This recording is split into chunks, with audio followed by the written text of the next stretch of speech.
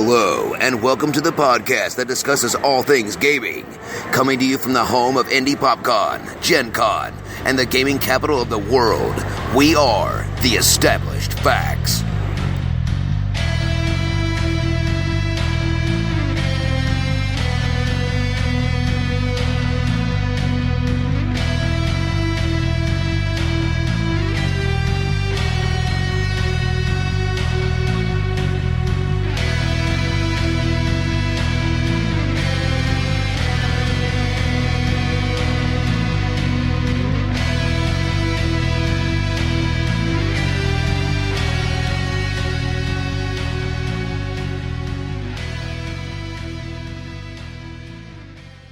Effingham. What is up, everybody, and welcome to a special episode of the Established Facts here at FtCX 10. There's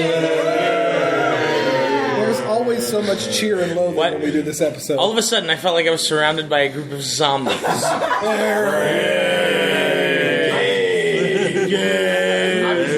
There are at least zombies who are enthusiastic about being a FtCX. That's true. That's true. Zombies with a smile. Yes.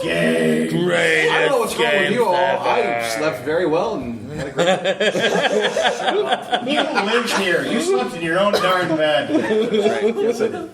All right. As you can tell, we have several people here that we are excited to have with us. So we're going to go ahead and start our introductions to my left. This is Josh. This is Dr. Deb. Oh, me. I'm Adam. I'm confused. I'll start. Try again. I've been up since 2 a.m. You slept. You had a nap. So I've been up since 2 a.m. I've been up since 2 a.m. and I'm always up. I've been up since 6 a.m. I'm Lance. I've also been up since 6 a.m. and I'm Derek. I'm not going to rub anybody's nose in it, and I'm Zach. Well played, sir. Well played. Thank you. We appreciate This is, Bonnie. This is Zeke. Prime. And of course, this is your host, Big Don. And just so you know, I didn't go to bed until 6:30 and then got up at 10. Oh. So I totally feel you. Just I got a very up about different 1 schedule. o'clock or something. Yeah, shut the hell up. That's tough. So, It wasn't hey, it's a PG show. You can say that. Even your it's in the Bible, people. We're talking about a place, okay? That's true. That's Totally true. not what you were That's referring true. to. Wait, what's that noise? What's that noise? It's coming from below us. That's too noisy. Please, shut the hell up. There you go. See, there you go. See. I love how you use that in a sentence like it was a spelling bee. Have you ever read all the Yes. Can you give me a definition, please? Nation of origin. I have a very Nation of origin. He likes to kiss. Won't you please kiss my ass? Oh, I I'm love trying to figure it. out how to get Effenheimer in a sentence like that. Is that John Jingleheimer's cousin? Effenheimer. I know. Right, it's his cousin. It's his cousin. Effenheimer's his cousin. Effenheimer is John Jiggle. It must be because John Jiggle. John Jiggle. Are we talking about Arrow now? John Gigolo? John Gigolo. Hold on. I heard. Attorney at law. Okay, I swear to God, when Derek came back with me, he said John Jiggle. John Gigolo. If I were to ever become a man who Become a man. a man who employs women of ill repute, Yes. that would be my name. John Jiggle. John Jiggle. Those of you listening are probably wondering, why did I turn this podcast on? That's exactly what I'm thinking. Actually, if they're listening to us, this is exactly why they turned this podcast on. No one crosses John Jiggle. That's What happened? All right, We all, I can call dibs. That's awesome. as the Established Facts, we are aware that usually the first 5 minutes of this episode is them either fast forwarding or turning it on so they can go to the restroom and then return that they can hear what we actually are talking about. You know, some people listen to these things on their phones and take their phones to the restroom. Right? Yes, well, that's Well, Not that I know. we who want do that. to help with the movement. That's all. So we Get the crap flowing soon That's enough. right. Okay, so This is the established fact. yeah, this is obviously the Established Facts at FtCX. For you. Like 1/3 of our audience. A little more is also intimate in the than I room. was anticipating. All right. So as you heard, we had a couple of new people introduce themselves. So I'm going to go ahead and let Zeke and Zach. Wow. Nice. That's right. Give us a little bit more information on who they are and why we should know them. So, Zeke, if you don't mind, Meet cute. give us some details. Who are you, sir, and why should we know you? I've been with the community for, I don't know, since about it began. And what community is that, sir? This is the Fear the Boot community. There you go. Okay. This is Fear the Con 10, and I have been to every single Fear the Con since the beginning. And yeah, I've been gaming for about 20 years now.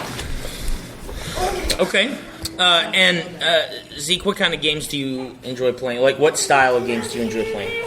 I lean more towards fantasy over sci-fi and much more of a narrative style. So you're more of a role-play gamer? Yes. Okay.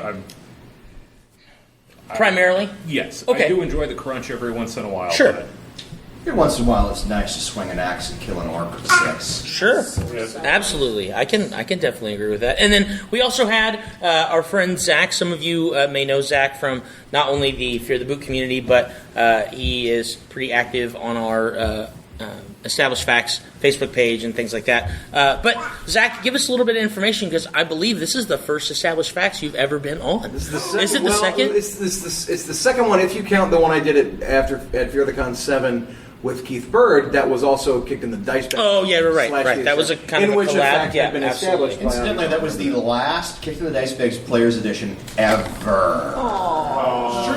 So go back and listen to it because honestly, it's very worth listening to. It's pretty. That's where we started talking about. We're going to talk about the personality profiles eventually.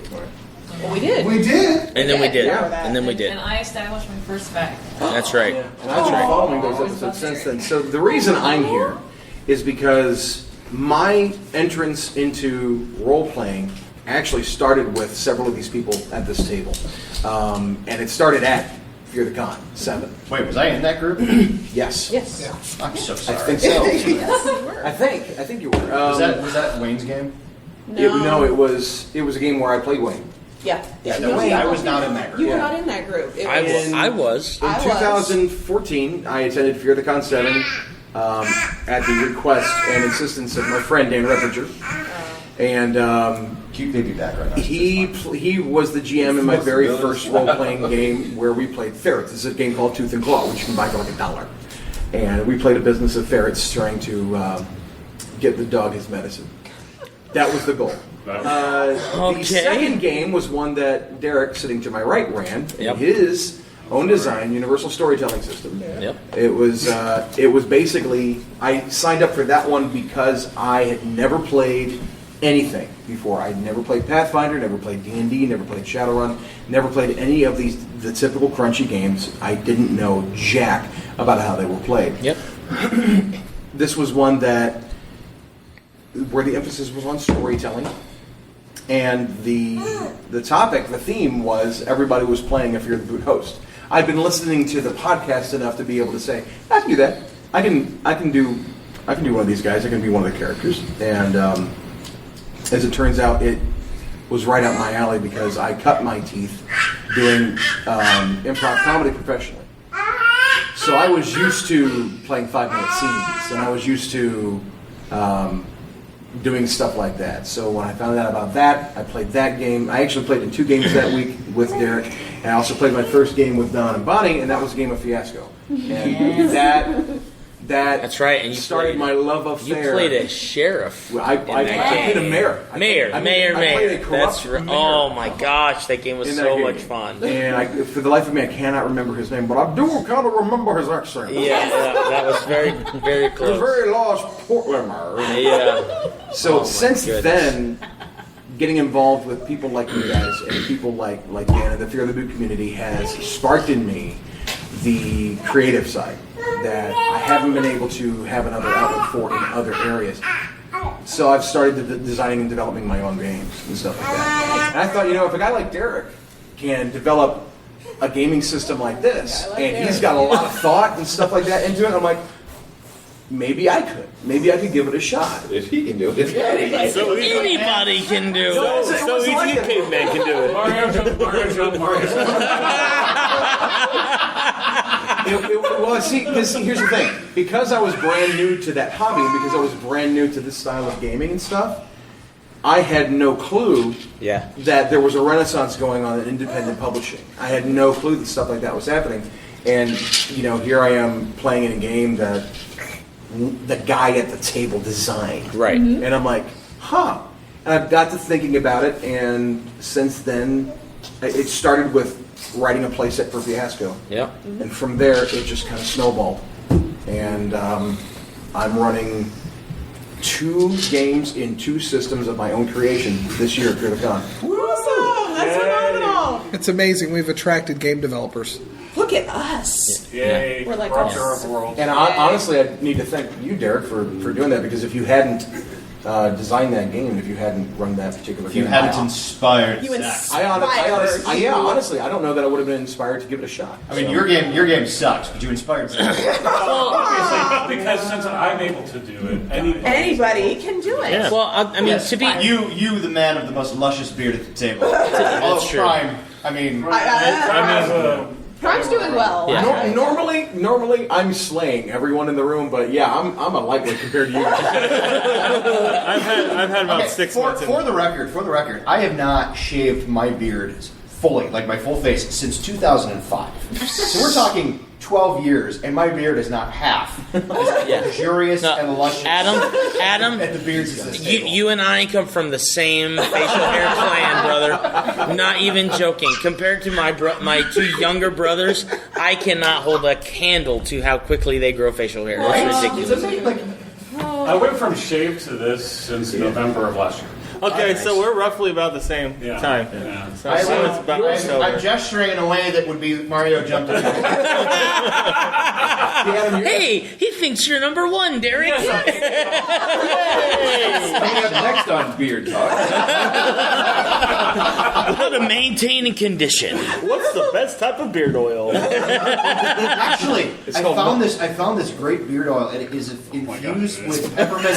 No, I love it. Essential oils. Yeah. And you put it in while you're showering. Oh yeah, And it's like I come away and I smell freaking amazing. Right? Yeah. And he gets an automatic interview for the next Santa Claus position. It does. It works. What is it? I have it with me. I will. I can't remember the name off the top of my head, but We will post it at the end. Links in the show notes. Those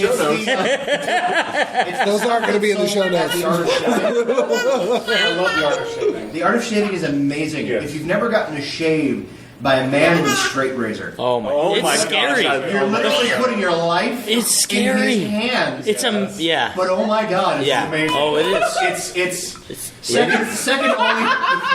second only to the conception of children. Oh my goodness. You pretty much feel like a child after it's done too, because your face is so soft. That's because what you don't realize is they're not actually cutting the hair; they're cutting the thin layer of it's skin the off. first layer. Just removing that epidermis right there off the top. Now, admittedly, I was a little nervous when I saw that the guy's name was Sweeney Todd. It worked out. Closest okay. shave He ever. spelled it with an IE, so He you didn't have to did. worry It was about good. The Sweeney or the Todd? Yes. Yes. Somebody Hello, needs to us. my name is Sweeney Toady. TIEDD. The tale of Sweeney Toady. Somebody out there save me. I'm begging you. Oh my goodness. Okay, so obviously, Yeah, no, spinning. Let's talk about Should we spinning. talk about FtCX? I I'm yes. pretty sure there was a topic to this Control podcast. your podcast. Yeah, no. Have you learned nothing? Yeah. So as you can tell, we're obviously at Fear the Con because that this is This is what we're what happens. Can I throw out some facts that I now know? Facts from tonight. That were awesome. Facts. Go for it. Yes. Go for it. It Maybe maybe that. facts. Yes, maybe that will get us Throw focused on some facts. establish some facts So for us. tonight Sir. we had Wing Night. It's Thursday Yes. night. Yay, we know. Wing night. Wing Night was awesome. Our charity this year is directly benefiting Pat Roper, Yep. who, if you're your listenership is not already aware, he's currently suffering from pancreatic cancer, stage 3. He's fighting Stage 3? pancreatic cancer. He is fighting pancreatic cancer. It has been a rocky road. Yeah. And I don't mean the ice cream. And it has been very, very difficult. Well, the charity that we are benefiting this time is literally him. Every single dollar that we're collecting at this con for charity is going directly in Pat's hot little hands. Okay, it's technically going into Beth's hot little hands. Yes. Because Pat said, I don't want to carry that much cash. Right. So Yes. that's yes. So tonight, Mikey Mason played at Wing Night like he always does. And I have to say, I've seen Mikey play probably a dozen times now over the years. Yeah. And tonight was, in my opinion, probably the most energetic and entertaining Oh, I agree. concert I have ever seen him give. Yeah. It could have been the amount of beers, but at the same time. No, I've seen him play drunker than this. No, the set when I'm a musician. I've seen a lot of musicians play, and he did a very good job. He did very well transitioning from song into song into song. They felt like they made sense musically. Yeah. They made sense thematically. If you give a crap about theme from a comedy rock star, holy crap! I mean, seriously, it was one of the best performances I've ever seen him give. I thought he did a live great job. or on video. Even with requests. Well, and that's the thing. Half of the latter part of his show were requests. People were purchasing requests for $5 a pop, Right. which were again all going towards to Pat's cancer. And at the end of the night, between what we got for requests and then he said, "I'm surprised nobody has bribed me for best game ever." Which, if you haven't gone to listen to best game ever, pause this podcast. Listen to a live version of it. Listen to a live. Go to YouTube. The recorded canned version's not bad. Yeah, it's not. The live is better. His live's always better. He's always way more than his one. But pause the podcast, go to YouTube, type in best game ever, Mikey Mason, listen to it, then come back and finish this podcast. Don't worry, we'll wait. Okay. Yeah. All right, we waited long enough. Yeah. So he said, "I'm surprised nobody has bribed me X amount of dollars, or at least $50, to play best game ever." Mm-hmm. So then somebody grabbed our little tip jar and said, "All right, collection Dan, for best game ever." Sergeant Dan. Is that who that was? I watched him walking around with a And he comes back and I said, "Dan, when you get all the collections, bring it to me. I'll count it up and we'll do an announcement at the end," which I'd done for the $5 ones as well. And at the end of the night, we collected $804. What? 824. 824. And this count? Did somebody donate? Somebody dropped a 20 at the end. Oh, good. I feel better for not miscounting. I used to do that professionally, so I feel pretty bad about it. Miscount? Yes, I used to miscount professionally. Dan and I were handling check-ins for people who were coming in and checking in and getting the badge registration and stuff like that. So we just happened to mention to a couple people, loosen your wallets tonight because we're going to be collecting some money for Pat. And one guy just reached in his wallet, pulled out $100 and gave it to us. Wow. And so your Sergeant Dan's like, no, wait until later. I'm like, shut up, give me your money. Don't wait. Don't wait, give me your money, I'll give it to Dan. And I'll give it to him tonight. Oh, did you actually have it? No, we put it, I ended up putting it in the The big collection. In the bucket. Yeah, Okay. it was in Just there. want to make sure So that it's went part through- of the total count. Yeah, because it was in there. I try. So we told everybody that was the thing. That's so And then the other thing that I want to mention, and I've already mentioned this to the hosts and what have you, is that we're very, very close, very, very close to achieving the maximum amount of attendees that Fear the Con has ever had. Already? Yes. Yeah. On Thursday night? Well, I'm basing this on what's on Con Planner. Yeah. And I'm basing this on the percentage that I know of walk-ins that come to Fear the Con every year. Right. Not Christopher walk-ins. Well, that would be Walk-ins. awesome. So I'm basing Sadly, this that's a statistical zero. So far. so far, but he has an open invitation as far as I'm concerned. Oh, I yeah. agree. I heard we're having some kind of convention. I want him to GM a game, frankly. Yeah, yes. that'd be amazing. Oh.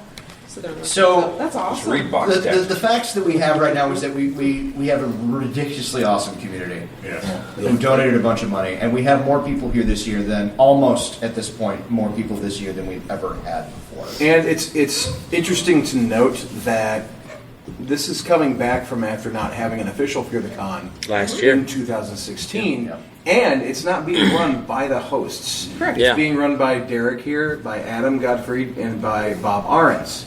I'm also going. I do want to point out the hosts are doing their part. Yes, they are. Yeah. Oh, You guys took the ball and you said, we're gonna do this. We wanted. The reason why we started doing it in the first place is because we wanted to lift the burden off of the hosts in the first place. Because Beth at one point said it to me, and I know she said it to you.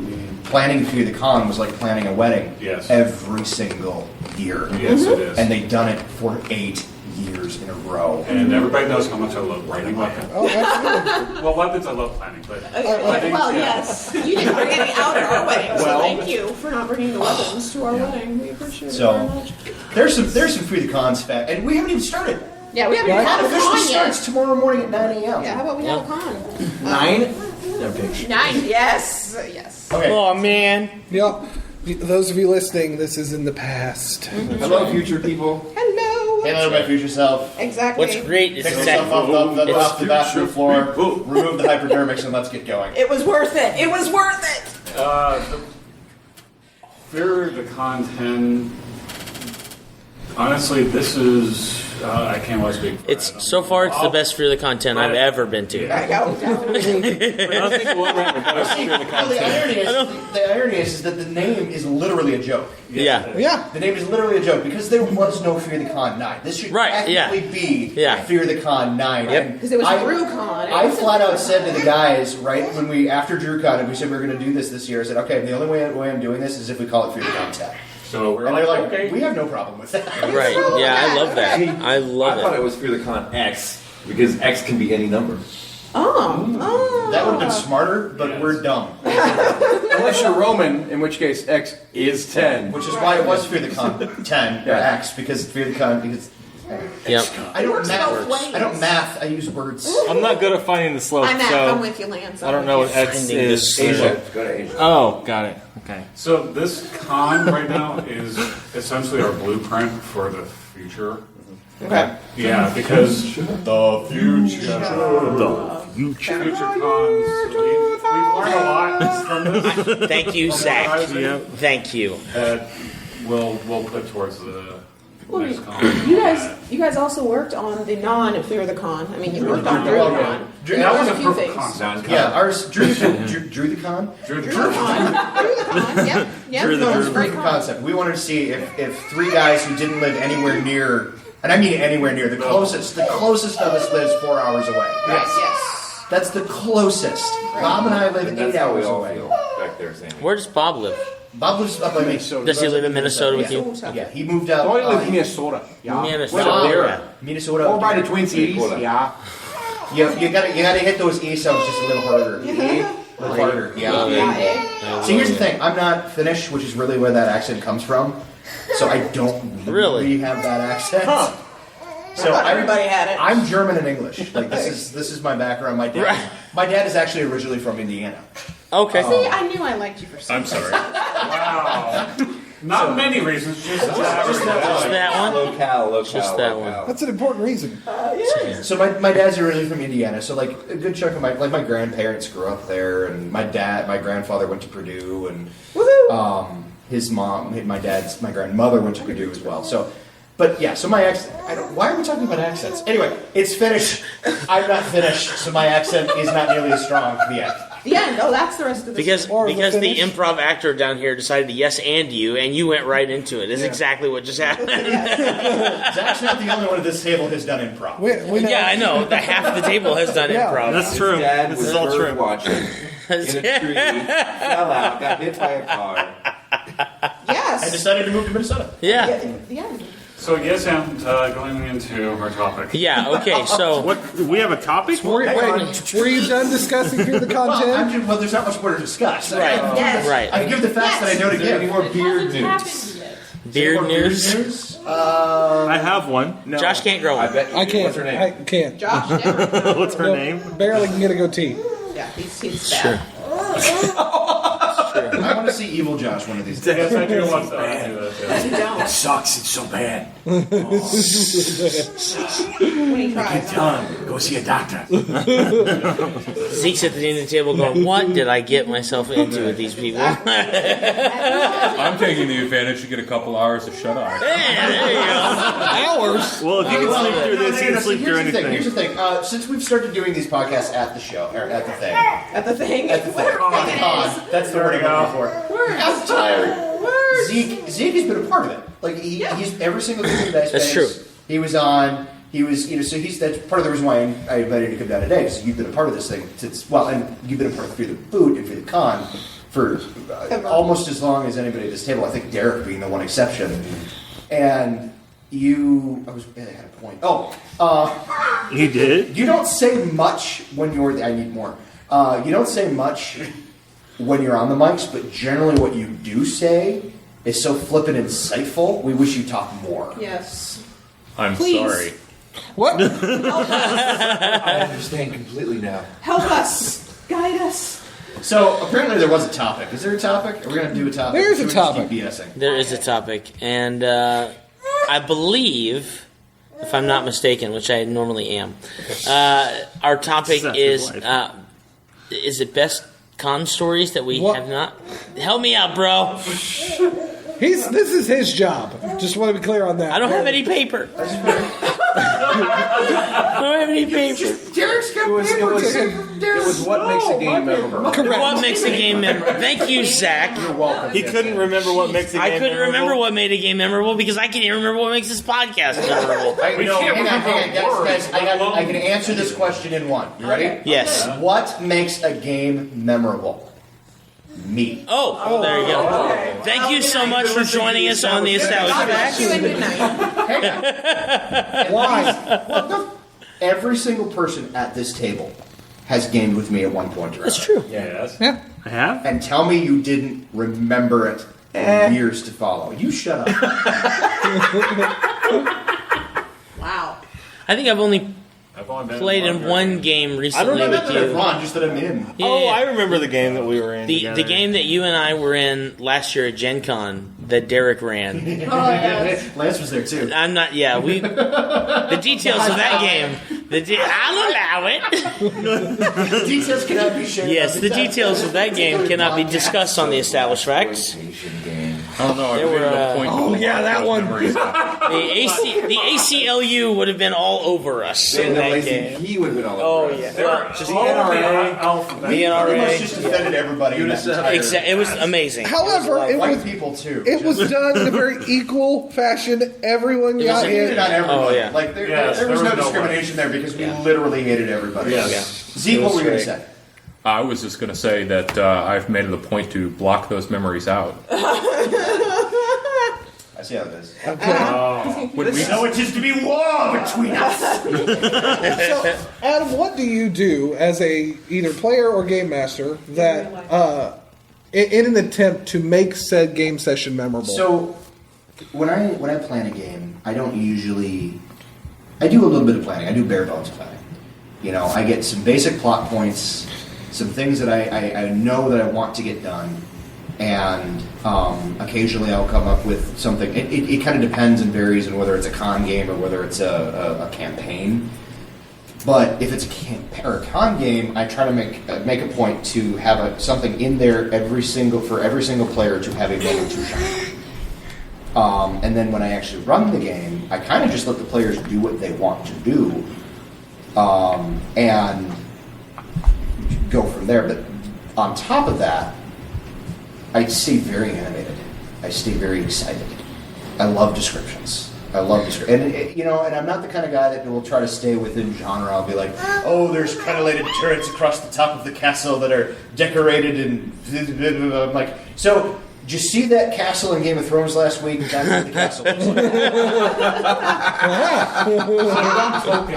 No, I don't. I'm despite being a writer, I don't spend a lot of time orating my games. It's a lot easier if I have something in my head. And let's face it, I blatantly rip off things.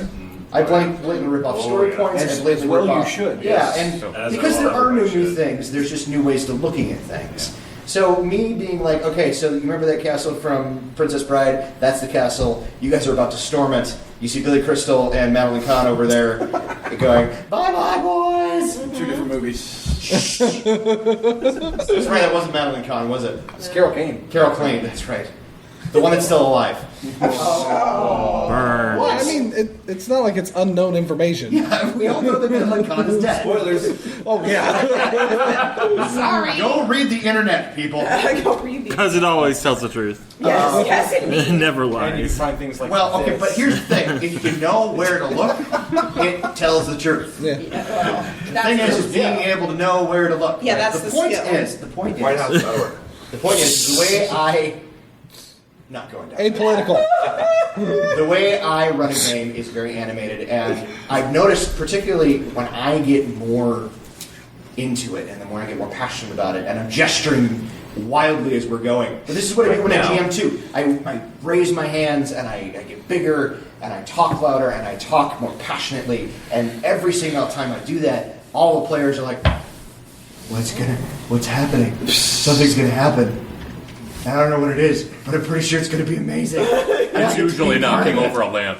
Well, it's, you know. I'll tell you. I love land. I'll tell you. My having played with other people that are similar like this, because Don is very animated in the way he plays as well. What it does for the table is, for one, gives everybody permission to be silly. Yeah. Because sometimes, for those of us that have taken improv classes, the idea of being able to say yes and just kind of go with it, it's still a challenge, or it's really easy. For those that haven't, especially my wife, I love her. She is a doctor, and she has to be very serious in a lot of what she does.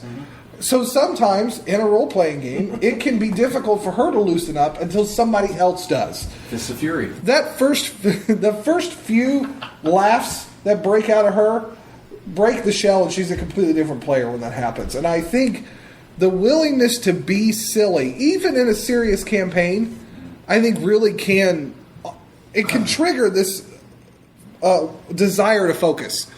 And focusing can really help in remembering that game. So I know for me, if I really am focused on what's going on, if I remember the details, such as that game that you mentioned at Gen Con, I don't remember all of the details, but what I remember is everyone laughing at everything that was going on.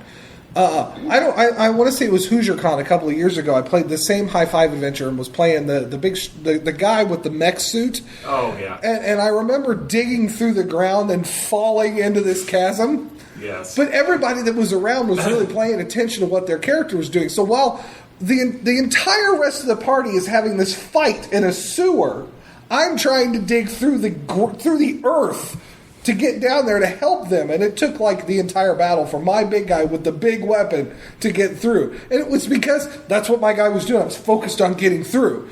I was focused, so I can remember that very clearly. Conversely, though, for a serious game,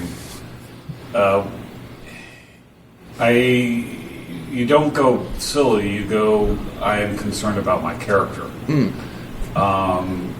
Because I know that I've run into that a lot. Especially obviously with Avital. That's apparently my life's goal is to make her cry every time I run her. I think it's a fair goal. I think so too. You raise the emotional stakes when she's crying. Yes. But people pay attention when the stakes are very high. Like, recently I was in a 5e campaign, and my character, who does not like tyrants, is one of his flaws. He saw a huge ancient white dragon that had someone strapped on their back. And so he thought it was a lich that was trying to become a tyrant of the area, so he wanted to kill the lich. So he ran up and climbed the dragon and saw that it was just a skeleton. So he started tearing the skeleton off the back of the dragon and started to ride the dragon because he wanted to control the dragon to not make it a tyrant. So he became the tyrant. No, he wanted to stop it. So after a whole mess of death saves, I almost made it. I almost beat the ancient white dragon. He died, but he died. I mean, everybody was focused. It was only my character and the dragon at that moment. Everybody else was away, but they were like focused on the game. They were like, okay, is he going to die? Is he going to save this time? Is he going to be able to sort of survive the breath attack? Everybody was focused on that one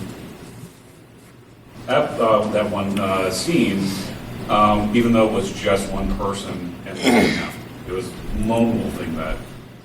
I just, as I'm sitting here talking about this, I just realized, like, in a situation like that, if I were running that game, if I were being the GM for that game, I realized apparently I'm just very physical when I GM. Physicality is a big thing for me. And part of that is, I'm 6'1" and 300 pounds, just a big dude. But when I have a very serious situation like that, I have to stand up. I'll stand up in front of the table, at the head of the table like I am right now, and I'll kind of loom over everybody else who's standing there, and I'll keep my voice kind of like it is right now, and I'll keep it low, but I'm standing, and my arms are kind of out, and people are looking at me, and they're listening, because they don't really have any other choice. I'm drawing all the attention, and they're looking at me. And I think that also makes for some because it's not just the what's happening in the game, but also how it's portrayed. Really makes for memorable gaming. That for large antagonists, that is. And really serious scenes, I completely agree. I have done that myself as well. And you're telling me, so yeah. So I loomier. So when he actually looms, it's when you attempt to loom, you loom well and you loom better. impressively. Yes. Are you Lumiere? I'm Lumiere. Does that mean I get to light your head on fire? Yes. Sweet. Ooh, Dr. Deb has input. So, I'm one of the few introverts at this table. There are a few of us, but we don't always speak up. Hi. Derek speaks up because he GMs and he's our boss, and we don't do. But I am an introvert. Yes, that's true. You are. So we played in a game recently, actually very recently. It was a Pathfinder Society game, and Dawn was running that one. And it takes me a little while, but every once in a while I can throw Dawn for a loop. And I'm quite proud of myself in this game we played recently because I did. It takes a lot because he's a go with it type gamer. Yeah, Don can roll with the punches. And Deb has a Joker smile on right now. Oh, she does. Because as an ISTJ, I follow the rules.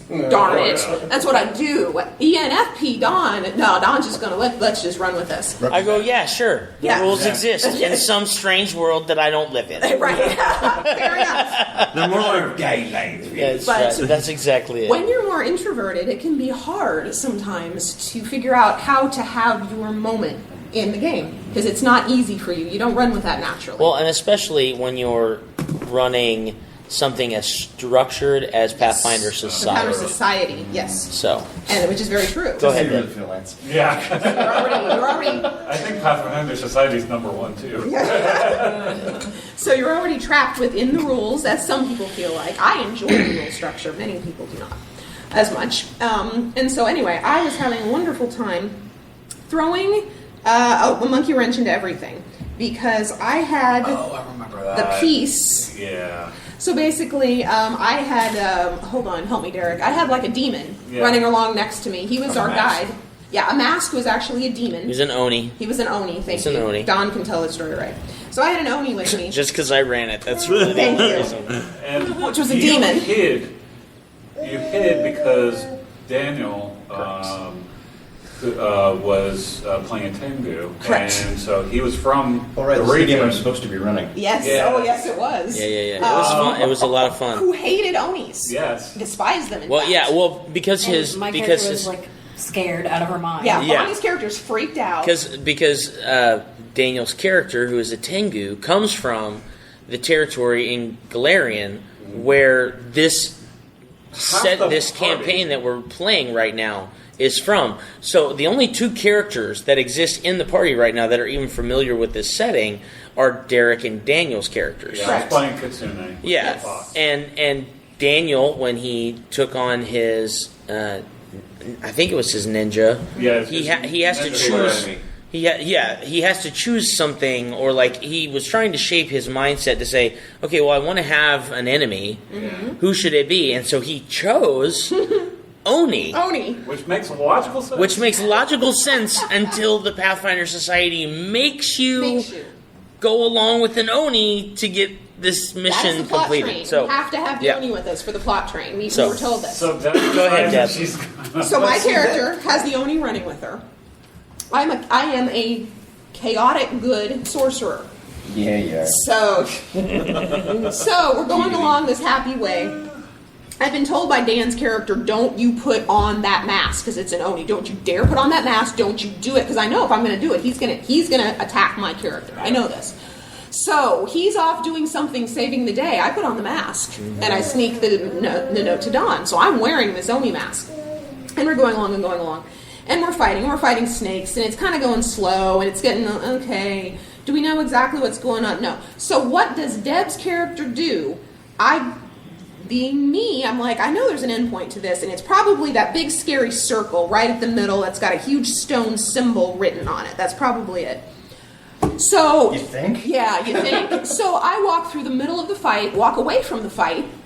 Yes, I left my party. I walk up and go into the middle of the circle. I approach the circle, and all of a sudden, Don's like, probably going, "What the?" You have now triggered the next encounter. What the Smurf? What the So that's exactly what happened. You triggered my trap I went, card. okay, so there's if you're ever running a module and someone has a name, they're usually like the big baddie. Big, bad, and ugly. So when I looked through that portion of the module and there were 3 people that had names, and I went, oh God, Deb's gonna die. That's exactly. Because she's the only one in this room with these 3 characters. Big ugly. Everybody else is out in the courtyard fighting all these nasty snakes and such. And the thing is, fighting, I was dying. He was dying. That's yes, true. That's true. He wasn't fighting. Josh was So fighting. that basically triggered all the encounters at once. Correct. I It was triggered the fighter fantastic. encounter. It was fantastic. At the end, Yes. and the reason I bring that up is to say sometimes, and here's the thing, I accepted the fact that my character was probably going to die in the encounter. I accepted that. I wanted to see what would happen. And sometimes in a game, you just want to see what's going to happen. What happens if I actually push the big red button? Okay, you're going to blow up the world. Maybe, but maybe you're not. And so what ended up happening, my character did not die. My character actually passed the testing that was required, and actually, it was just pretty stinking cool. It actually ended really well. The Oni, I asked for restoration for the Oni if it was possible, and apparently it was. And I got to the end, and I was like, what the Smurf was I thinking? Because that was so different from the way I would play. Yeah, you guys are welcome for Smurf. Yes, I'm eternally grateful for that. Thank you, Holland. Yes, thank you. But I encourage you out there, if you're an introvert and you're like, I'm not sure how to have my moment, sometimes you got to sit there and go. Sometimes you have to take your moment. Sometimes you have to take it. And you say, let's just see what would happen. And you know what? It might blow up. But you know what? You're in an RPG. For the love of heaven, you're rolling D20s. See what's going to happen, because it could be one of the most fun. Everybody else at the table freezing, like, what's going to happen? Is she, like, I know that everybody at the table was thinking I was going to die. I thought it. Yep. But I didn't. And in the end, you're like, It's actually really cool. I didn't think you were going to die because I was the one who had to resolve the conflict. Ah, I see. And I went, oh wow, they're at 4.5 hours. Uh-huh. It's time to wrap this up. God bless you, because it was time to wrap it up. You're okay. That I am so proud of you. And I was actually kind of proud of myself, if you want to know the truth. I was. You can ask Josh, as I was even getting ready for bed. I was like, It was very cool. It was when very will I cool. ever do that? When will I ever do it again? I don't know. But sometimes you got to take your moment. And sometimes it's going to blow up in your face. It'll still be your moment. Right.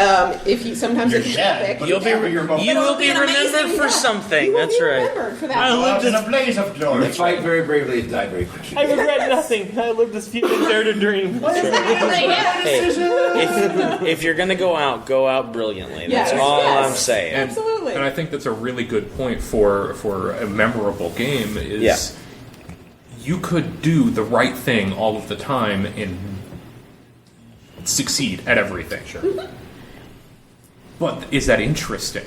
Yes. Right. Often failure or nuanced success, kind of mixed success, is vastly more interesting. Yeah, you could win everything. Zeke, are you just saying that because your dice luck sucks? No, I intentionally screw myself over. Oh, is that what that is? You do the microwave trick, but the wrong way. I see how it is. Okay. Everything that has transpired is done so according to my design. I have been known to use a die with 3 1s on it. Oh, Nice. Wow. Fascinating. The Roman numeral. One was a 1, the other was 11. Oh, I got it. You got me on that. Was it 11? Actually, was no, that Here, I wasn't thought it was because it's still a actually, 10. I love Yeah, it that. would work. Yeah, Well, and all the teams. on it. Yeah. or more. Ooh, Zach. I've got two perspectives on this. Yeah. You got it. You just took it. All right. Yes, Sam, mofo. All right. So, as a player, what makes a memorable game for me is investment.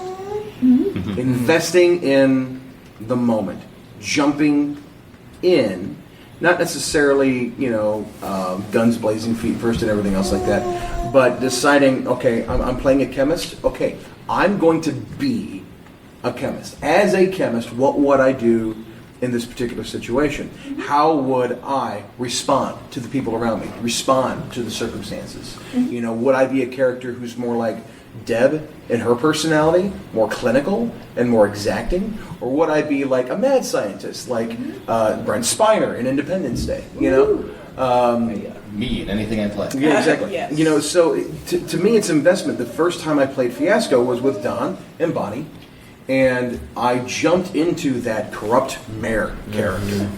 And It was so even good. though we all had a hand in orchestrating what was happening, it was my idea to have the sheriff's uncle come and kick me down the well that I had kicked his brother down before.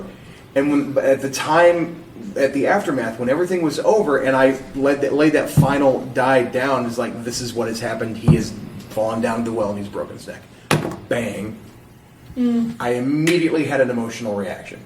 Yeah. Because I'm just like, I need a shower and a drink. Yeah. Because I put myself into that position so hard that it was just like, I felt like I was there, not just being a part of a role-playing game, but actually part of telling a story. A character. You are that character. You become the narration of that character. It was very much a shared experience. Okay, so as a player, what makes a memorable game to me is investing.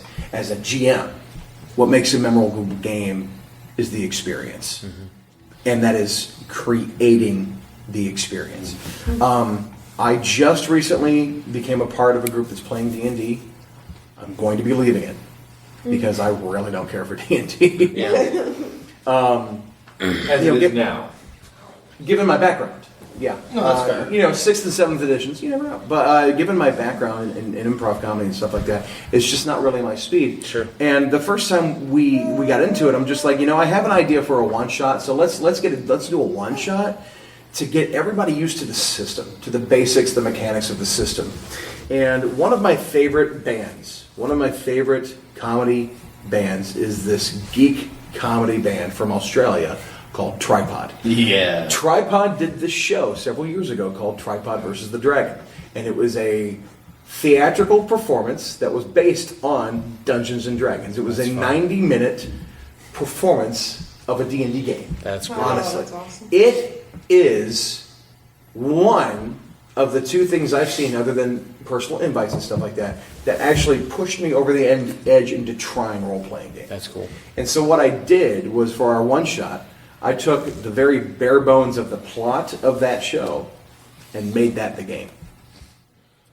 And I started it out with the whole thing at the very beginning. They do this song where they kind of explain the history of the world, and it is the dawn of time. The gods are not yet old. The largest and most mighty grows green. It is the tree of knowledge. There is strength in her every limb, and there is no stain upon her domain. Until one day, two wizards come and hack a limb from her. From where the stolen branch is ripped, there falls a drop of blood to to the ground. Where it hits, something is born that will be known and revered and feared for centuries. She is the daughter of the tree and its slave, bound forever to guard it against man's domain. She breathes fire, and her light burns bright and terrible. She is the dragon. The eons pass, and her loneliness only grows. That's the prelude. I'm ready to play. Now, let's do it. Down. Yes. Now, I put some... Yeah, right. Yeah. I put some English. Now, I did the condensed version for the podcast, Sure. but I put some English into it before I set it up and everything else like that. And I'm like, this is the world you're in. That's gorgeous. That's awesome. You are in a tavern. You know. Yeah. You wake up. Yeah. And it's that type of thing. Like any time I facilitate a game of Fiasco, I always get the playset and I read through the playset description to everybody. Here we are. Now, what do we do? This is I have officially decided that I want to run World of Darkness for you. You will love World of Darkness. I would play in. You would love World of Darkness is run by me. Yes. And I'm not tooting. I'm not new. I've done it, but I'm not tooting my own horn. I'm not saying that I'm better or worse than anybody else. But the way I run World of Darkness, I'm 100%. I'm better than everybody. No. When it comes to World of Darkness, when it comes to White Wolf in particular, I am the best Smurf darn GM. Are you talking tabletop version or are you talking LARP? Tabletop. I'm not talking LARP. Okay. I was going to say. I'm cool with LARP. I've done LARP. I find it enjoyable. It's not something that I will ever probably be a storyteller for. It takes dedication. It takes dedication that I just don't have time for. Exactly. But we could end this podcast. I could say, go get your D10s, and we could run a World of Darkness game. I got them. I'm not going to because I got to sleep. But just saying, sleep is for the weak. I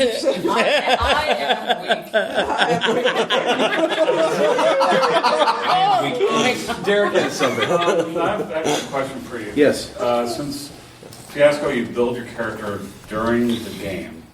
Sort of. It's kind of sort of. It's the very first thing you do. Right, Yes. so you build it. Do you think you can get as invested with pre-gens? I think you can. It depends on. How much time do you have to read? It's honestly just simply deciding I'm going to be this character.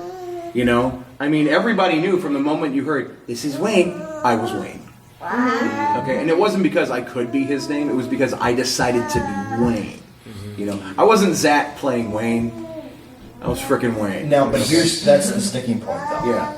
You have had years of theatrical training. You've had improv training. You've had all this stuff going for you. So the ability to make that decision, to make that choice, and saying that I am going to be this character, is very, very difficult for people to learn. It can be, especially if you are an introvert, or especially if you're not used to being. Especially if you're in a group of gamers who are power gamers or absolutely, or spotlight lovers. The way I got around it when I was first learning improv, because characterization was a hard thing for me to wrap my head around, because my directors were like, I'm seeing Zach. I'm not seeing the zookeeper. I'm seeing Zach working at a zoo. Mm-hmm. And sometimes you have to start as Zach working at a zoo. You know, sometimes you have to start with what you know about yourself doing a task. And if that's your investment, that's your investment. Mm-hmm. You know, jump into it however you can. Whatever your capacity is, that's what your capacity is. But if you decide, okay, I'm going to be me as this person who has an axe and a bow. And what do you do with that? And sometimes that's the axe from the bow. Shoot the axe from the bow, right. Axe and shot. Swing it down as I you love shoot it. so that it flips. Yeah, exactly. Or you be the dwarf who hasn't played as many Pathfinder Society games and makes a whole bunch of Pathfinder Society people mad when the game master allows him to throw an axe 120 feet. He's not going to hit unless he rolls a 20. And he does. He also jumps off of the top of buildings. No, you're discussing two different things. Adam, I would have for it. the first Pathfinder Society game I ever ran. Actually, this is literally when Josh and I met. Yeah, this is the first thing that I get out of him in a combat is that I've got these very rules heavy, like this is how we play society, and I'm like, okay, it's the first time I'm ever playing. You're just gonna have to deal. He goes, how far away is he? He's about 120 feet, and he's booking. He goes, well, I throw my axe. What? You have a great axe, mine. Yeah.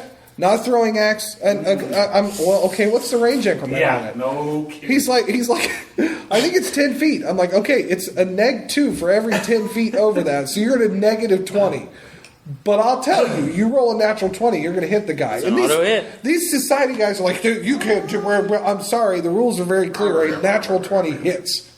You roll a natural 20, you stick him square in the back. And from then on, I knew that this game was going to be different for the society guys because I had one guy willing to invest. That's exactly what a half-orc would do. He's faster than me. I'm throwing my axe. I want him to die. I throw my axe and I pray to the gods. And one of the cool things I found about investment, especially during playing Fiasco, is that you're not talking to the game master about what you're doing. You're interacting with the other characters at the table. And so when you invest in that way, in a way that engages another character, engages another player, that can help that person invest just as well because you're bringing them into what's going on. And I tried that. I mean, that first day role-playing with you guys was kind of an experiment in that for me. I'm like, let me see what I can get away with without people getting real pissed off. Lance? One of the things that makes games memorable for me is being allowed to imagine. Not so much in the more structured games, but in a home game especially, when I say, can I do this? And the GM says, you can try. Those are the best words for me because that means I am now making the game happen instead of the game happening to me. In a rules-heavy system, like Society, I love Society, I love playing in it, but there's no room for can I in a lot of it. Well, there's no room for yes and. There's no room for yes and. Absolutely. Absolutely. Like Deb was talking about, I'm going to just do this, and then you as the GM have to say, you could try that. I had to yes and. I know that society doesn't necessarily allow for it, but I did not care. At that point, it fit, and I felt like as a GM in general, it's my duty to I did say duty. It is my duty as a GM with a table full of players that are invested in the characters that they have created within that parameter to give them the most enjoyment they can get out of a structured playset. And that it made sense. And so I just said, we're at 4.5 hours of gameplay. We need to wrap this up anyway. Let's just go right into the last conflict. But that was easier for you because it was happening at the end of the That's module, absolutely true. Because there was something else that Lance tried when I was running Society that was sort of a third of the way into the module, and I had to have that creature I tried to put a tree token down right in front of a running Tyrannosaurus Rex so that it would grow a tree and immediately stop the Tyrannosaurus Rex. I don't see why you couldn't do that. But if you do that, you stop the Tyrannosaurus Rex, and he's not there for Act 2. Yes. So, in a home game, I can totally fudge that. Yeah, there's another Tyrannosaurus Rex. Yeah, or something like that. But for or his buddy Brachiosaur ate the tree. Yes. And he's ticked because you got him stuck in a tree. But that is part one. I like it when a GM says, go ahead and try that thing, because now, like we've been talking about, I'm invested because now I'm controlling my little portion of the game. But my favorite moment, and what makes a game memorable for me, is when the party is all doing their, I imagine this, I'm going to do this. The rogue picks the lock on the trap just before it goes off. But her doing that, or him doing that, allows the party to, okay, now we're not focused on that, we can swing at the big bad guy. And the ranger, for out of nowhere, pulls the one shot that hits right where it needs to. At the same time, the barbarian is just swinging that axe as hard as he can, throwing it at ungodly distances, and hits at just the right moment. The party is down. Forgive me, I'm going to step away for just a second. Magic the Gathering, one of the funniest and best things I've ever seen is it's okay to have one life left as long as your opponent has 0. Exactly. Right? In those games where the bad guy is insurmountable, but you make it through skin of your teeth. The whole party is going to talk about that for days, weeks, months, because you just made it. You did your thing. The rogue did her thing. The sorcerer did his thing, and it all came together. They all did it because this is what I think I should do. Not, this is what the rules say has to happen. I invested. I did my thing. You did your thing. We came together. We beat that bad guy barely. Oh, man. Do you remember that? I remember like it was yesterday. That's what's memorable. Real quick, well, Christian, that's really the thing where you gotta encourage your players and everyone at the table that you can do whatever you want within reason. Come up with ideas, experiment, try things. Don't just follow the rules given. Test those boundaries. See what you can do to make the story more interesting. And on that, don't just make it interesting for yourself. Make it interesting for everyone. You can do, this would be really interesting for my character's backstory. Yeah, sure, okay. But is that interesting to anyone else?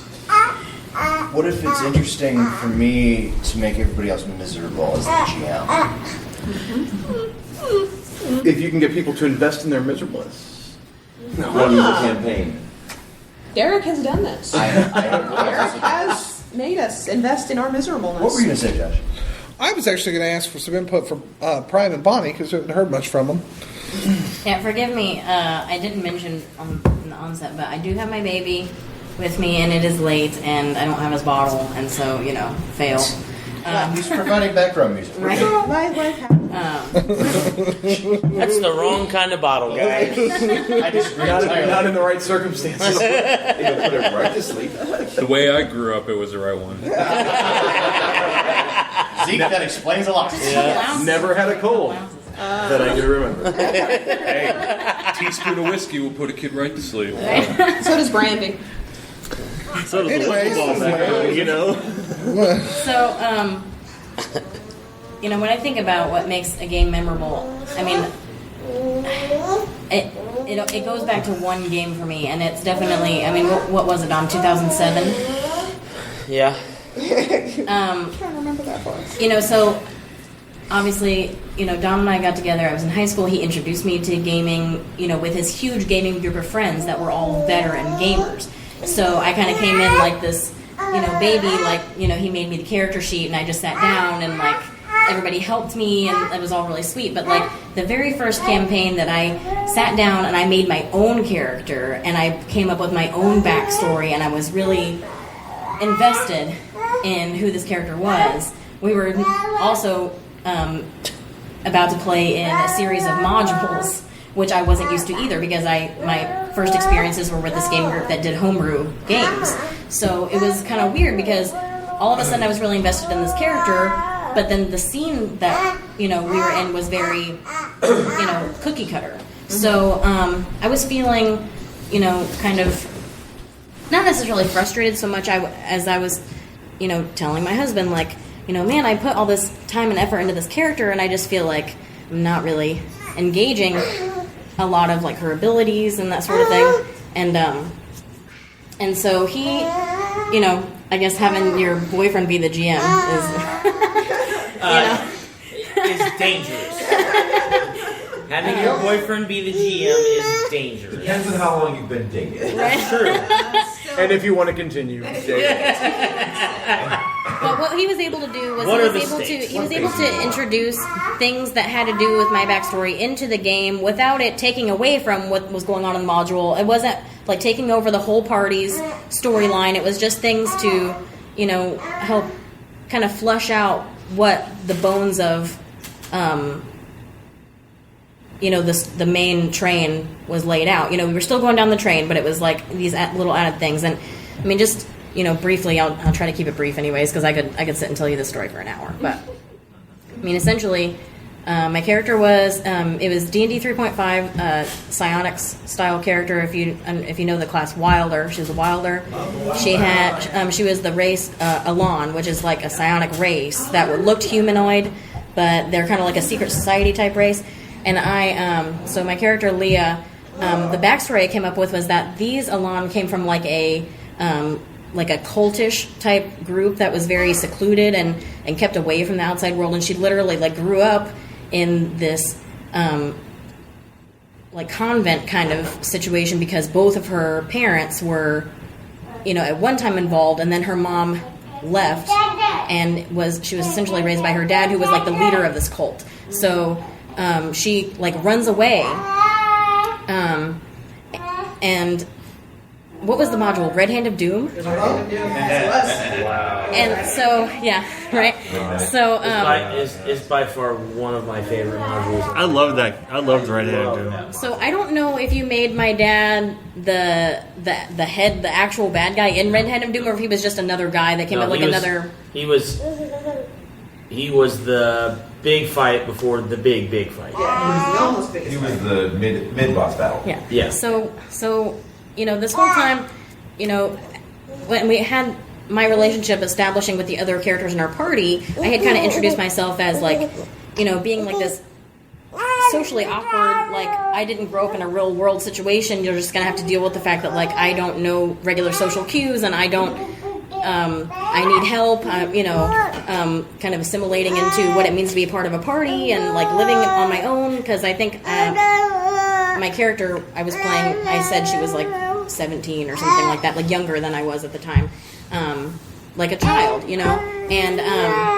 so I had basically told everybody in the party that my dad was this evil guy, and head of a cult, blah blah blah. And so then we get to the big boss battle, and he's supposed to be my dad, like kind of like you don't ever beat your dad at chess, or you don't ever beat your dad at what I mean, like yes you do. Well, I mean maybe eventually, but at this point in this girl's existence, it's like you're the child and he's the father. And so we go through this battle, and the battle lasted like something like 2 rounds or something really, and he was dead. Yeah. Wait. And he was dead. It was the best game. Yeah. So except for the fact that Bonnie bawled her little baby eyes out when we got home. I didn't do it like in the game in front of everybody, but we got home, and I just gushed for like the next 3 hours about how in character, my whole thought process was like, so I told everybody that he was really bad, and I don't appreciate the way I was raised, and I don't want to go back to this, cult, and but I just killed my dad. Like, I just killed him, and he's dead. And now I'm 17, and I can never repair that relationship, and and it was just like this, like, I will never forget us sitting on the couch and me just crying and everything, and then we get back to the next campaign, and I'm just like, disconnected from this. And you talked about like standing up, like during that battle, I'm like standing up at the table, and it's like 3 rounds, he's dead, and then it was like, we're back to this next game, and my husband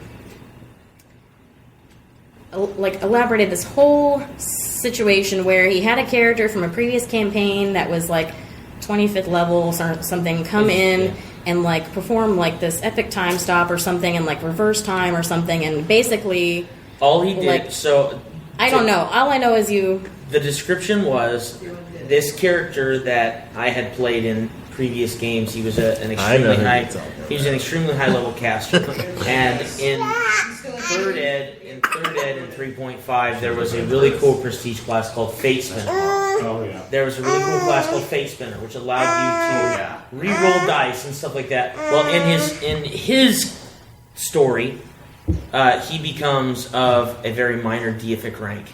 So what I did was minor deity. right. He was. Well, He was yeah. a There was minor ranks 1 through 10. I mean, deity. He was the one. And my rank 0 is demigod. So, Right. like, there was the thing. 3.5 had a whole rules for this. Right. Yeah. So I added him in as a cameo to allow Bonnie as the person and Leah as the character to make a choice. And I essentially presented her with Essentially? I essentially gave her a choice. Essentially gave her a choice. I said, Hey there. you first or me. So I presented her with an opportunity to take a tarot card from this character. And I said, if you take this, the decision is final. What has happened will be reverted back to what was before. Or you can allow what has happened to continue on. And, basically I gave her a redo. If I wanted to take it. If she wanted to take it. I He didn't didn't say, just say hey, it was undone. He said, do you... I said, here, you can take this fate. Basically, I had a really cool deck of many things, and in the deck of many things, one of the cards is fate. And he constantly, this character, didn't carry a deck of cards, he just carried The deck of fate. a fate card with him Well, everywhere he fate's went. better. It was kinda, And that's his thing. Yeah, that was- And so he would always, whenever he had the opportunity to bless somebody with that choice, he would always say, you can take this card, but if you take it, the choice is final. It's either door A or door B, whatever you choose, you have to deal with for, forever. And so...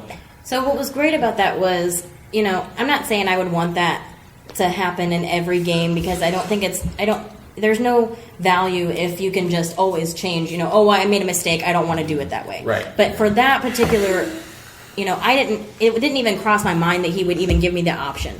And so then we're there and, we changed it back and then I think my character took it. I took it and I took on your character as my deity after that. Yeah.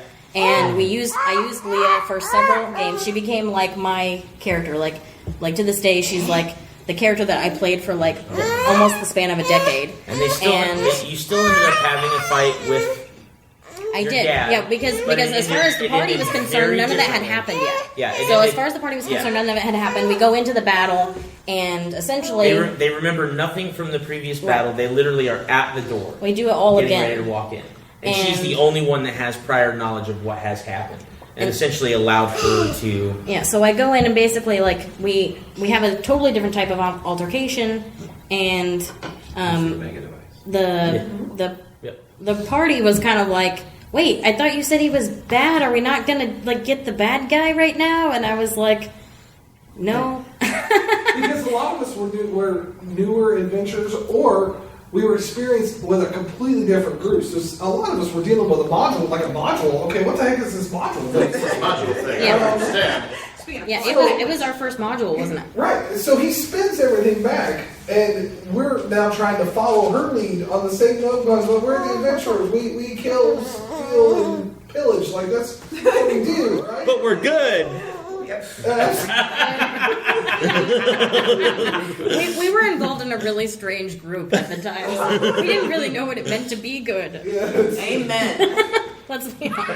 So yeah, I mean, it's definitely the most memorable, and I think it was more so because of my investment in the character. That had to be all of it, and also Don's flexibility as the GM to see, how invested I was and see how he could push that further, because like I said, I used that character for several games after that, and that story, it is part of her, I think I was listening to this, I was thinking, how would I handle that situation? Murder the whole party, Charlie. Pretty much, yes. Burn it to the ground. No, I would actually raise the stakes on that. Raise the stakes. Yeah, but you weren't. Dad comes back to Dad, the your mom, your brother, and your cousin too. You also weren't dating her at the time. Well, let me clarify. I've never dated Bonnie. There's that. Oh goodness gracious! But I have trouble resurrecting people. Sure. Because I think it cheapens the death.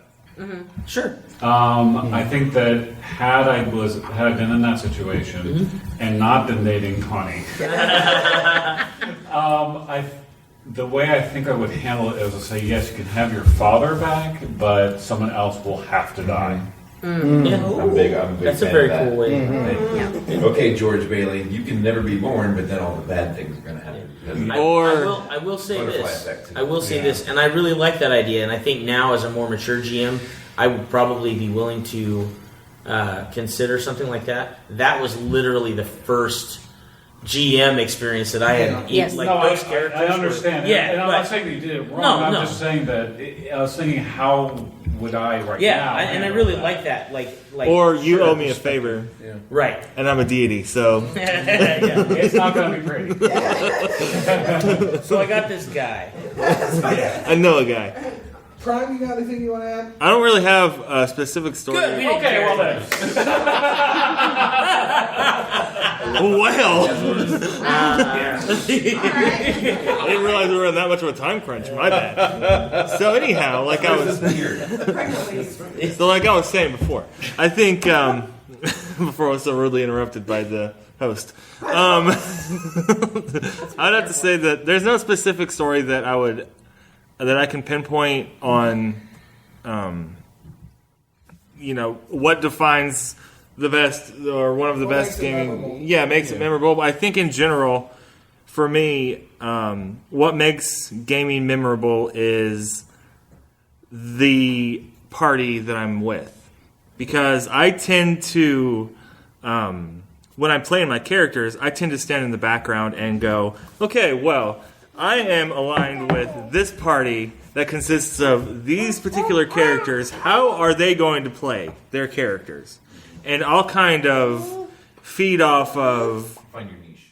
Yeah, I'll kind of find my area. If I'm playing a rogue and then there's a cleric that, is all about purification of evil, and I have this bright shiny armor, look at me, I'm the rogue guy, kind of standing in the background going, okay, well, while you're doing this and gathering and getting all this attention from these people, I'm going to go talk to this guy in the corner and I'm going to get all the information that we need. That type of thing. So I think that guy. He plays a support character. I do play a support character, but at the same time, I'm not afraid to go off on my own and do my own thing. Older brother who's a very big extrovert. Yeah. So he's been pigeonholed into the support character. I've had 15 years. I've had 15 years of tabletop gameplay, and I've played a lot of different games and played a lot of different characters. And depending on the setting will depend on how I play my character too. Because I've played Castle Ravenloft game, and you want to talk about dark and dirty. Those types of games are ones that you don't leave with a smile on your face. You know what I mean? But it's the story that draws people to it, though. Like the game is much more impressive. it's the story and the experiences that you have with your party that make it memorable. Like you guys were saying earlier. There was this one time where I made a foolish mistake as a shadow dancer. I can summon shadows. Hang on. I can summon shadows, right? So we're going to Strahd's castle in Ravensloft. We're in the Ravenloft. We're in Ravensloft. We're within Strahd's. What do you call it? We're in his castle. Domain? No, we're not in his castle yet. Duchy. You're in Barovia? Yes. And I go, I've never used this power before. So now let's start. So I wonder what it does. And so literally, we were walking. There was no combat. There was nothing whatsoever going on. I decided. Smooth sailing to the castle. Yeah, like nothing was even no bugbears, nothing. Nothing was bothering us, right? So I go, you know what I'm going to do? I'm going to summon shadows. Yeah. And my GM kind of looked at me and went, "You're gonna what?" And I was like, "I'm gonna summon shadows. I've never summoned shadows before." You can try. No, she goes, "Okay, you want to summon shadows? All right." So they're greater shadows, and now they're fighting you. Yeah. So, needless to say, I pretty much did a TPK off of summoning shadows. No. Just to be I died.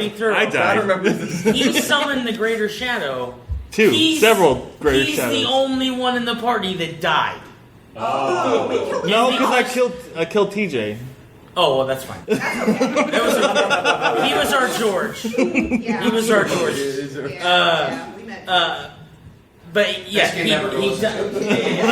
died by the shadow chill touch thing that turns you into a shadow. So it was just poetic that he saw I the died. shadow, I became a shadow, and I've shadow, continued to attack the party. He kills another party member, and then the rest of us just gank the crap out of him. Oh, it was great. Oh, it's so good. It was because we all went. What did you just do? I didn't realize the consequences of my actions clearly until after the fact. I did not think that all the way through. And that, my friend, is one of the best points that can come out of it. Sometimes you just have to do it, right here? Let's see what happens. Yeah, well, I didn't summon shadows in the loft, but that's true. It's the same thing. It's not Ravenloft. No. The Loft. It's the large, shiny red button that says death on it. And you say, what happens when I push the death button? Let's find out. By the way, we interviewed a company, Happy Badger Studios. They have a game out now called Smugglecraft. It's on Steam and PS4. Highly recommend it. It's a racing game, okay? Yes. They have these missions you take, and they increase the difficulty. Easy, they're legal or illegal. This is the first time I've ever seen this. The difficulty of the Ravenloft has this same difficulty of Death Wish. That was the difficulty.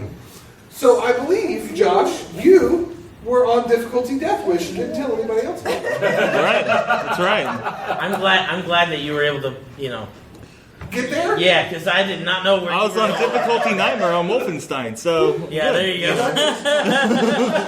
Just once. I want to run a Ravenloft campaign with characters. Yeah, please. Seriously? Yes. Yeah. I have a Ravenloft book with D&D. I was a tiny little character. We never finished Ravenloft. Would you want me to do that instead of PFS Canby? Yes. Yes. Is that even a question? Post-Gen-Con, but yeah. Okay. Or now. I mean, anyway. I'll set my binder aside. We can find a PDF. Anyway. Apparently I'm running Ravenloft at some point. Here's the thing. I'm not going to run a module. I'm going to run my own campaign. Oh, that's fine. So, just once though, I want to take the actual 3.5 module Expedition to Castle Ravenloft. Yeah. I've now run this. So good. I've run it twice so now. good. I also have that too. And I want the party to get into Barovia, and I want them to go up to Strahd and say, "We're now your agents. What do you want to do, boss?" Work for him. Work. Oh, please. Okay. Okay. So that segues right into how do you make a game memorable? Because in the same game that my brother decided to summon Shadow and then become one, I was playing a dwarf battle rager. So if you know much about the Forgotten Realms, Faerun, the dwarf battle rager is a dwarf barbarian berserker that runs around with no weapons in his hands, armor covered in spikes, and all he does is he takes. For character creation purposes, he takes a lot of feats that handle with grappling, improving his grappling and being able to pin people, and literally you just become the dwarf. You are the of weapon. a meat grinder. Yes, you are a running Iron Maiden.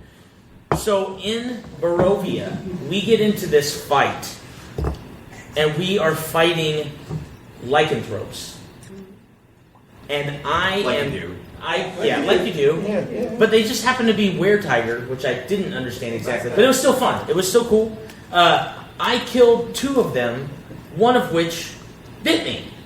Oh. And I make a roll, and the GM, which I love that she did this, said, okay. And that's it. And I was like, okay, I don't know what that means. But I'm kind of okay either direction.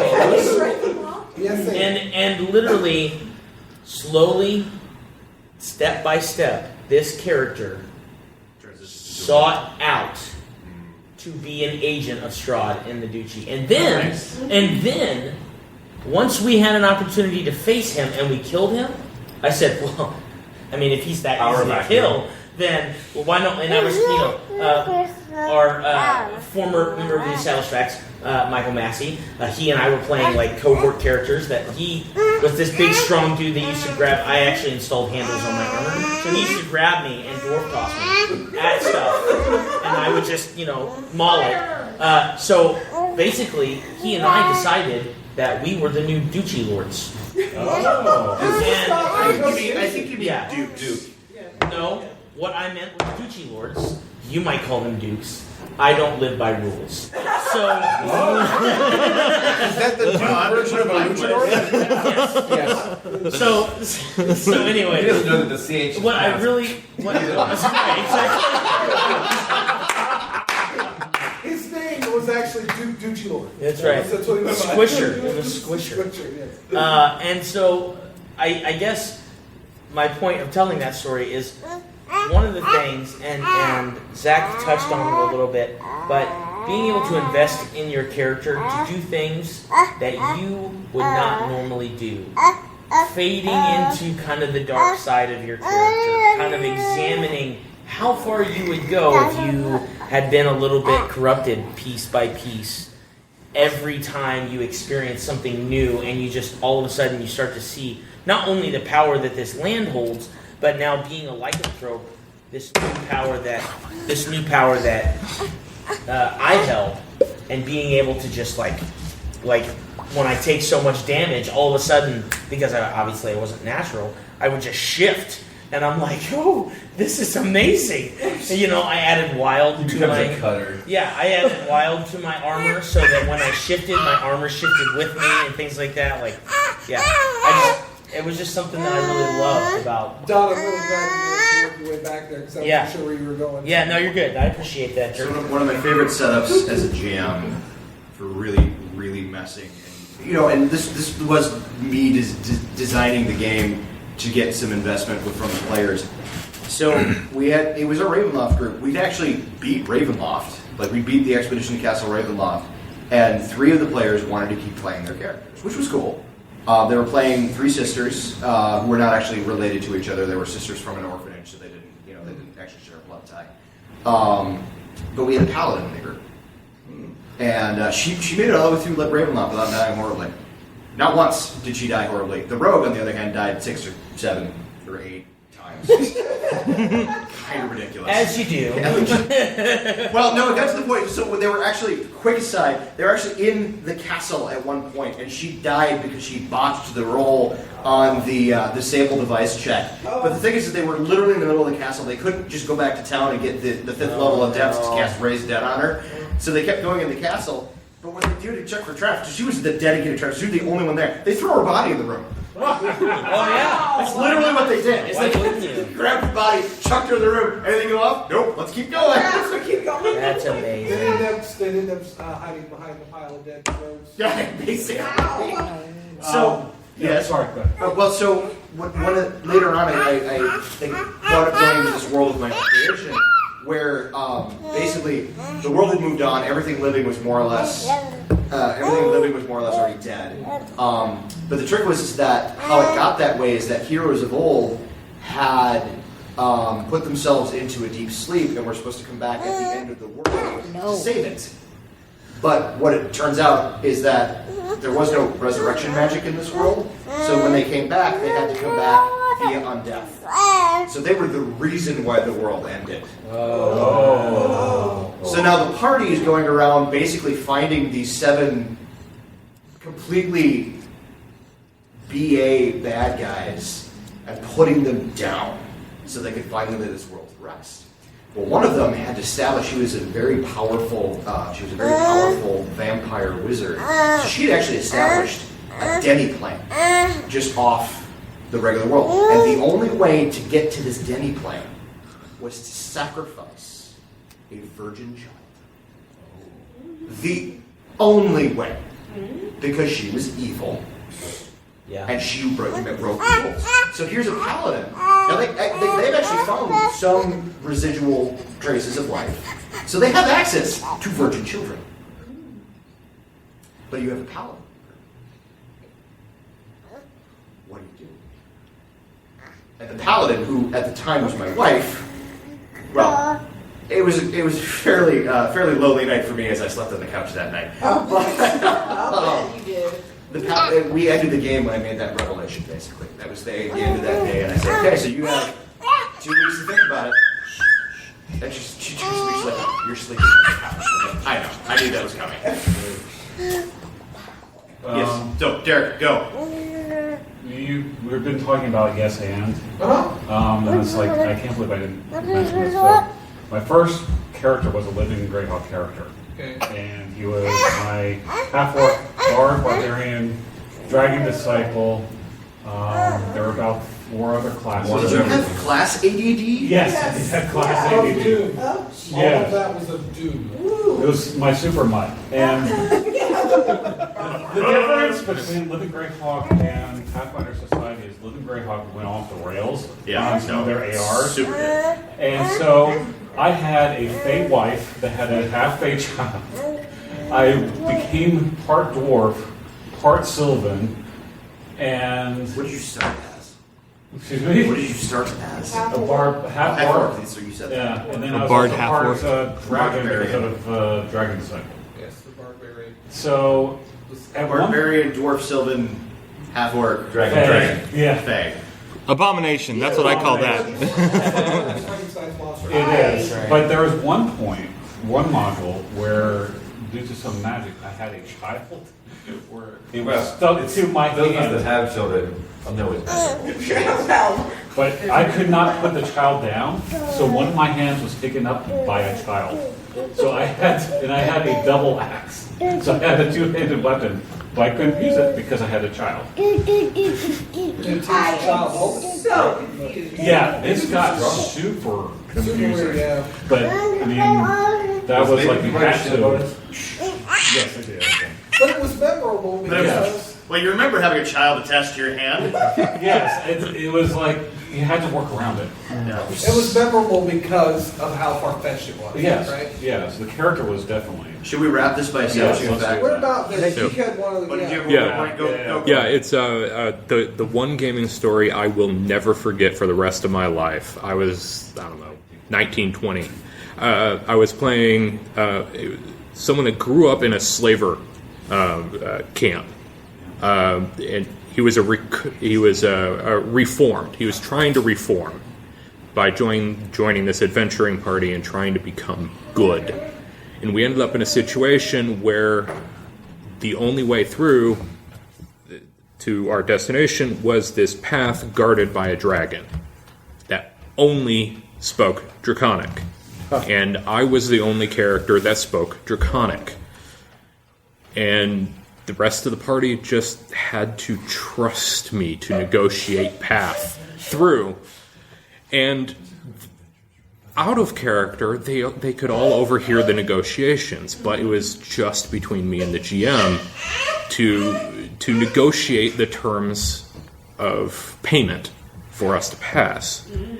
And looking at our coffers, looking at, what the dragon of this power would really be able to accept, I broke down and went back to my background and offered one of the party members in slavery.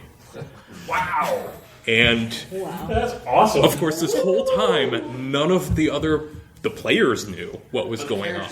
The characters had no idea because it's all in Draconic.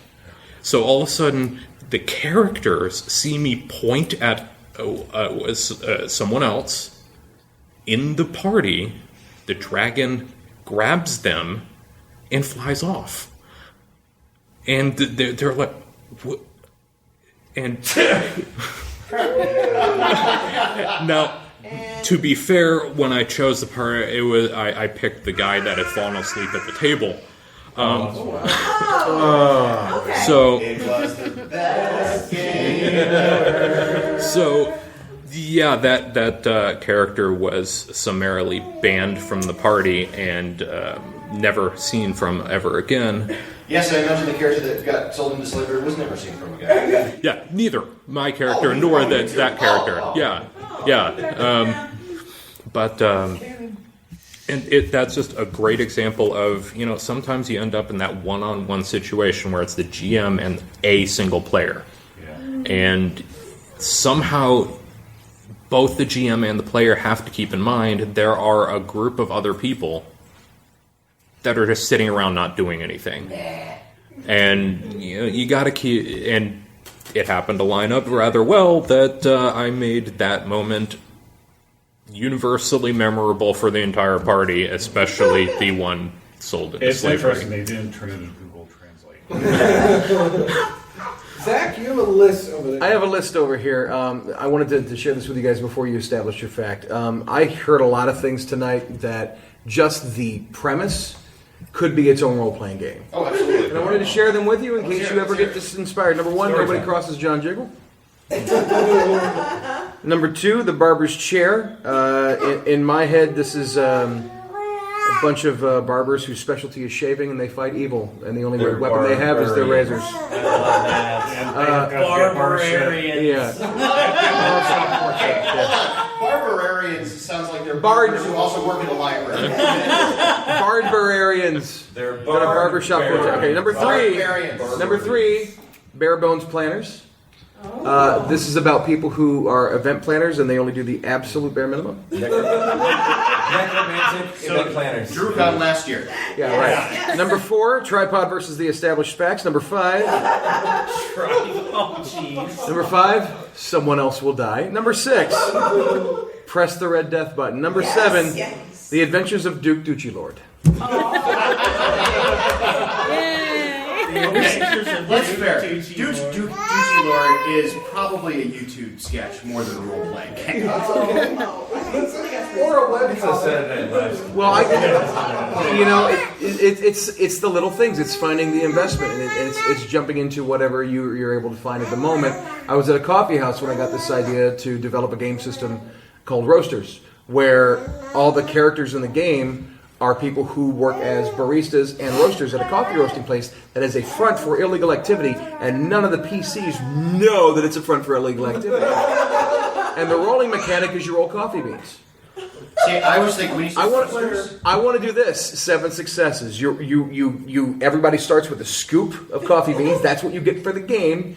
You grab however many you need and roll. Split side up is a success. Split side down is not a success. And once you're out of beans, you can no longer do things. when you said roasters, I was like, so you're playing coffee beans that are trying to escape the roaster. I was thinking, which would be amazing, right? Which would be like Chicken Run, but with coffee beans. Yeah.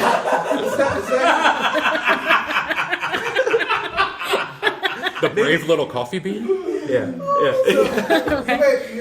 You may not know this, but the established I facts don't know this. And the premise behind what an established fact is that phrase or saying that you will say that automatically goes, where in the world did that come from? Right. Yes. Everything you just said might as well have been established. I'm good with that. But straight up asked me before we even did this episode if he can establish a fact. So now I'm putting him on the spot. Oh, no, don't put me on the spot. I'm actually pretty good with what he said there. It's Chicken Run, but with coffee beans. That is the fact that we're establishing tonight. It's Chicken Run, but with coffee beans. All right. Well, then this is how we do this. This is how we do That's right. Zach, let me, if you wouldn't mind. Do it. All right. So I don't know what our established fact was on our last episode because it doesn't matter because I don't live by the rules. We played Quags. We played Quags. Yeah. You established your game. and he'd have gotten away with it too if it hadn't been for That's right. That's whatever it was. That's right. So on our Fear the Con 10 episode of the Established Facts, first of all, I would like to thank every one of you for being on our show, especially Adam and Zeke and Zach. The rest of you, y'all know I love you, and you've been on the show before, so it's yes, Adam, I know you But did. whatever. But the three of you especially, thank you so much for joining us on the Established Facts. We are going to have a blast at this year's Fear the Con. It's only going to be the best ever Fear the Con 10 we've ever had. And so, on this episode, our Fear the Con 10 episode of the Established Facts, right after I get done juggling my son, it's Chicken Run, but with coffee beans. And please check us out for our spin-off podcast of the beard. And it was really sad. Is I could seriously dedicate an hour a week talking about my beard. So here's the format. The beard is like the view, except it's only men and they have to say men. Only please do that. What's really sad is how much Only I really if I want to can be listen to Scar that. Jones. That's fine. I get to be Whoopi because I get to be sassy. Yeah, I got me some beard oil the other day. And I tried to made my beard smell like petroleum. The only way that I like that saying. The beard. And hey, I know. We're trying to wrap it up. They won't stop But talking. also start a new thing. Yeah, We have to- We have a bunch of dudes with beards and always beer. There has to be beer, and then so we do a plug on the beer, so it can be the Beard's Brew. It was called the Man. That's right. It can be the Beard's Oh, Brew. yeah. Ziggy's, yeah, that one. Sure. The Yeah, man we'll show. just do that with a bunch of attractive men with beards. Jumping on the That's the trampoline, first even. time with attractive men with beards. Okay, just dudes with beards. Beards on trampolines. To us. We gotta have the Beyonce. That sounds a lot Yeah, easier. now I'm way cheaper. If we have to settle, we'll just do us. All right. Well, thank you so much for joining us on the Fear the Content episode of the Established Facts. That's right. Thank you. Take this. And we will check you later. Bye. Please visit us at www.theestablishedfacts.com and our Facebook page, facebook.com/theestablishedfacts. If you would like to support us by buying some merchandise, visit cafepress.com/castingrobot. Bonus.